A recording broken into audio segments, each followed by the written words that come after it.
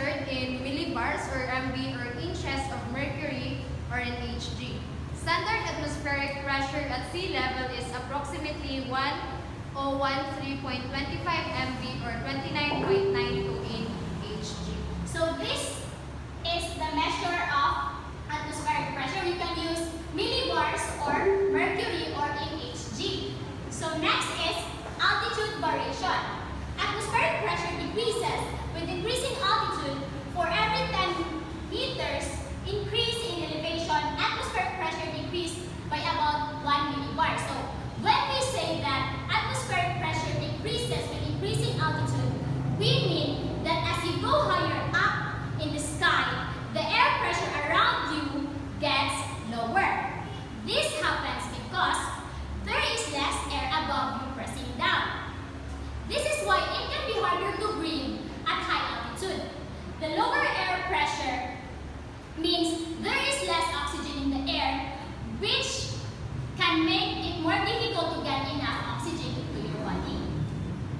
Next is pressure gradient force. Can you please read Mr. Roamar? Pressure gradient.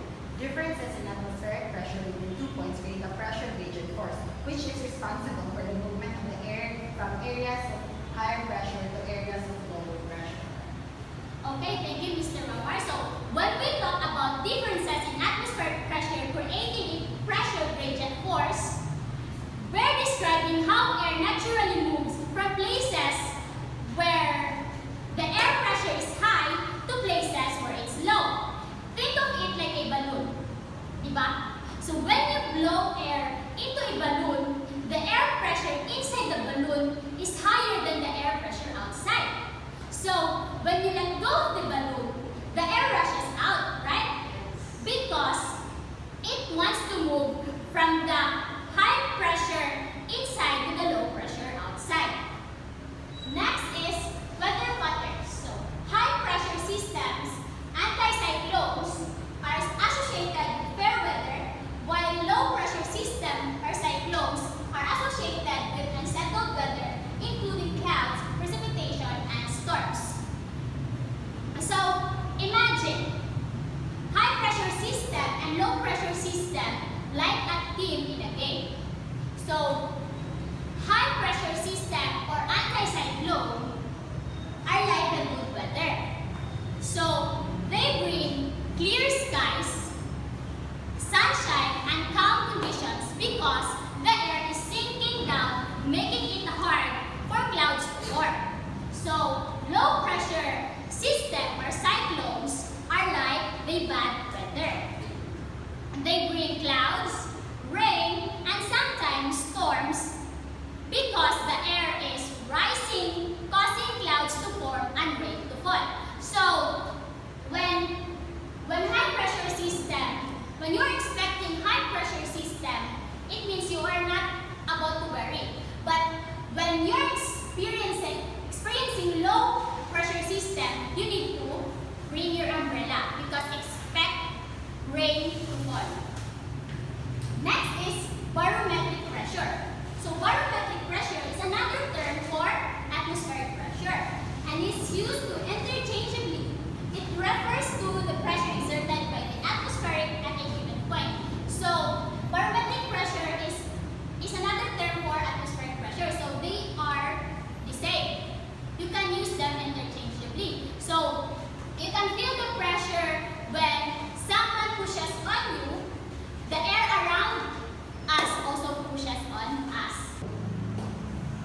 So here are the examples of atmospheric pressure. As you can see, when you go higher up in the sky, there is a lower pressure, right? And when you go down, there's a higher pressure.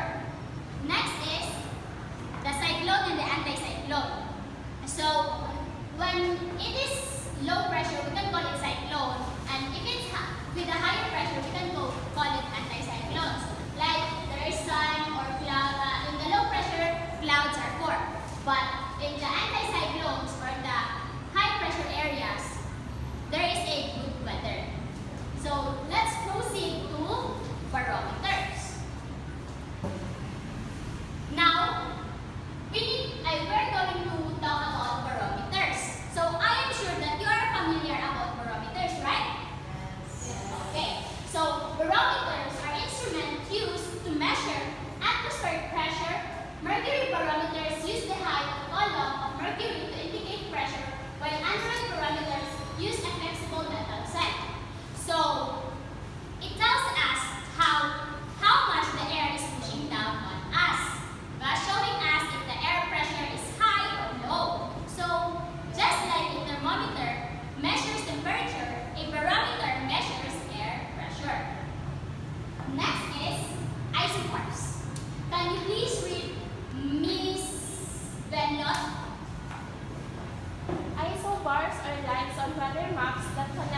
points of equal atmospheric pressure, closer spacing of isobars indicates a strong pressure gradient and stronger winds.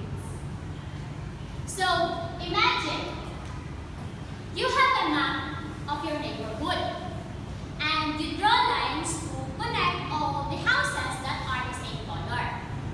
Isobars are like those lines, but instead of connecting houses of the same color, they connect places with the same air pressure. So, when you see isobars, here, I have here. Shoot.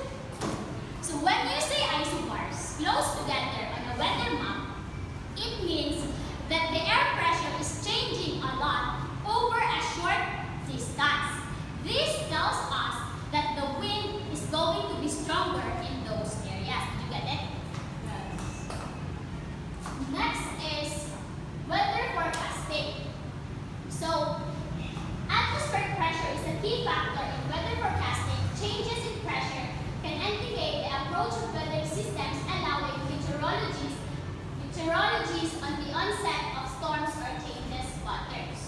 So this is very important also, the weather forecasting, right? Because of this, we can know if there is a cyclones or anticyclones, right? Next is standard pressure. So, standard atmospheric pressure is defined as 1013.25 millibars or 29.92 in mercury at sea level under normal conditions. This standard pressure serves as a reference point for pressure measurement. So, just like when you're going to get your blood pressure, right? So there is a standard pressure for you to know if you are high blood or not. So in atmospheric pressure, there is also a standard atmospheric pressure so that we can define if the pressure is low or the pressure is high. So next is impact on humans. So changes in atmospheric pressure can affect human health, particularly those sensitive to changes in pressure, such as individuals with sinus issues or certain with medical conditions. Rapid changes in pressure can also affect weather-related phenomena such as headaches or joint pain in some people. That's why there are lots of people say that, ay, bitrangkaso ko. Diba? Like, labad akong ulo. That's because of the changes of the weather also. That's the impact on humans in changes in atmospheric pressure. So, next is the first law or the inertia. The first law states that an object at rest stays at rest and an object in motion stays in motion unless acted upon by an external force. In the context of air pressure and winds, this law explains why the atmosphere tends to remain in a state of equilibrium until forces such as pressure gradients or the Coriolis force act upon it. So, the first law, or this law, is like saying that things will stay as they are unless something comes along to change them. For example, imagine you're playing with a ball in a field. If you just leave the ball alone, it will stay where it is. But if you give it a kick, it will start moving.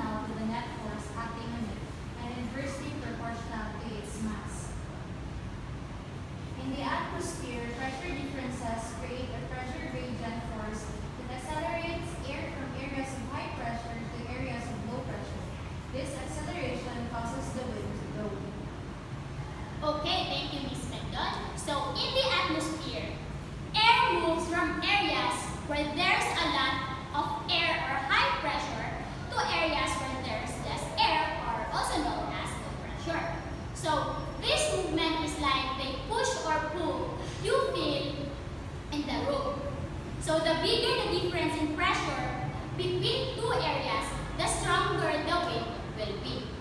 Next is the third law and action reaction.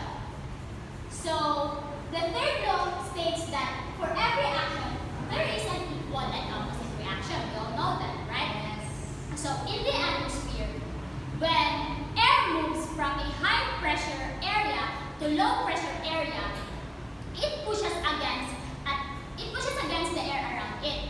But at the same time, the surrounding air pushes back, creating a balance force. That's end my part. I would like to ask Miss Gaitara to do her part also. Okay, now let us proceed to what causes the air to move and hence the wind to blow. So air moves and wind blows primarily due to the differences in air pressure within the Earth's atmosphere.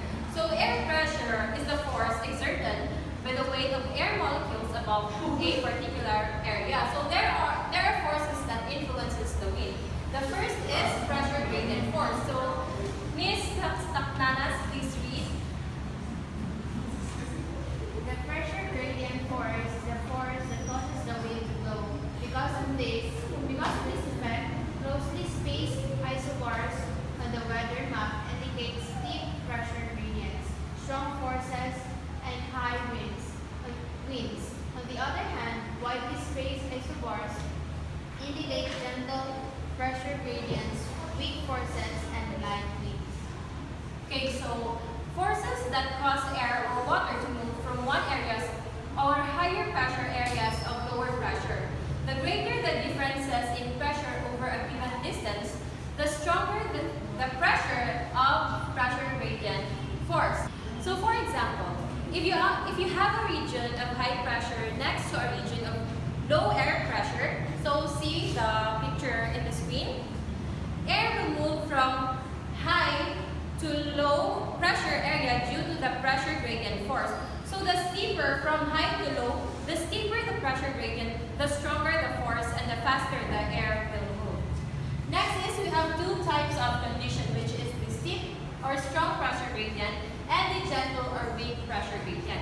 So the steep pressure gradient, in a steep pressure gradient, there is a rapid change in the pressure over a short distance. So this means that there is a significant difference in air pressure between two adjacent areas. The air will move quickly from the areas of high pressure to areas of low pressure, resulting to strong winds. It often occurs in regions where there is a large temperature contrast, such as during the passage of a cold front or areas with extreme weather like cyclones and hurricanes. Now let us proceed to gentle or weak pressure gradient. So gentle or weak pressure gradient, there is a gradual change in air pressure over a relatively long distance. This indicates a smaller difference in pressure between adjacent areas. This occurs more slowly compared to the steep pressure gradient. So let us now proceed to Coriolis force. Miss Guarini, please read the Coriolis. Coriolis force. The Coriolis force or Coriolis effect describes an apparent force that is due to the rotation of Earth. It is named after Gaspar Coriolis, a 19th century French scientist who worked it out mathematically. The Coriolis force influences winds by causing them to deflect as they move across the Earth's surface, resulting in curved wind paths and contributing to the formation of global wind patterns. Okay, so as we all know, Coriolis force is the effect describes an apparent force due to the rotation of the Earth, which is named after the smart Coriolis. So let us see here in the picture. So in figure 8.21, a non-rotating platform A, the thrown ball moves in a straight line. On platform B, which is this, so the ball, which rotates counterclockwise, the ball continues to move in a straight line. However, platform B is rotating while the ball is in flight. Thus, to the person throwing the ball on platform B, the ball appears to deflect to the right of its intended path. So, suppose the merry-go-round starts turning counterclockwise, so it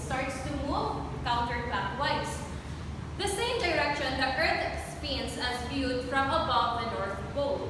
So if you watch the game of catch from above, we see that the ball moves in a straight line path just as before. So however, to the people playing catch on the merry-go-round, the ball seems to veer to its right each time it is thrown, so always landing to the right of the point intended by the thrower. This perception is accounted for by the fact that while the ball moves in a straight line, so as you can see, while the ball moves in a straight line, the merry-go-round rotates beneath it. So it rotates. By the time the ball reaches the opposite side, the catcher has to move to anyone on the merry-go-round. Seems as if there is some force causing the ball to deflect to the right. So this effect occurs not only on merry-go-rounds, but on rotating Earth too.